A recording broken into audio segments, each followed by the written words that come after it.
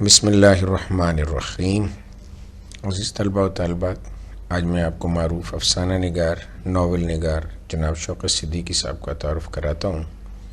ان کی پیدائش کا سال 1932 ہے اور ان کی وفات کا سال 2006 ہے۔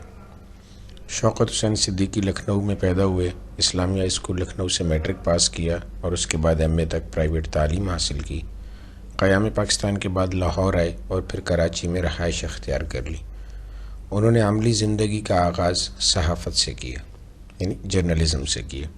وہ ترکش، جدید ادب، فیض آباد، Times of Karachi, morning news اور الفتح وغیرہ سے منسلک رہے۔ یہ جتنے بھی نام لکھے ہوئے ہیں یہ مختلف اخبارات و رسائل کے نام ہیں اور یہ ان کے ساتھ منسلک رہے، یعنی ان میں کام کرتے رہے۔ شوکت صدیقی ابتدائی سے ادبی ذوق کے مالک تھے، یعنی ادب کو وہ سمجھتے تھے۔ انہوں نے ادبی زندگی کا آغاز افسانہ نگاری سے کیا۔ ان کے افسانوں کے پہلے مجموعے نے ان کے مستقبل کی نشاندہی کر دی۔ وہ بیک وقت ایک افسانہ نگار، ناول نگار، صحافی اور کالم نویس تھے۔ ان کی ادبی خدمات کے اعتراف میں تمغہ حسن کارکردگی اور لائف ٹائم اچیومنٹ ایوارڈ عطا کیا گیا۔ شوکت صدیقی نے ناول بھی لکھے اور افسانے بھی۔ وہ اردو ناول کے فکری اور فنی ارتقاء کے سلسلے میں ایک اہم نام ہے۔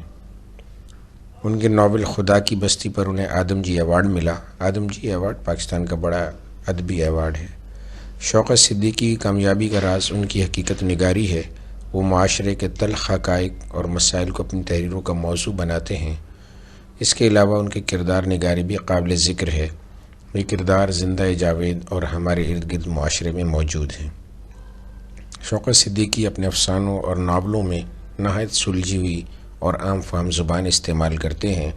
ان کے ہاں مکالمہ نگاری، کردار نگاری، جذبات نگاری اور منظر نگاری کے بہترین مرکب ملتے ہیں، تصویریں ملتی ہیں، نمونے ملتے ہیں۔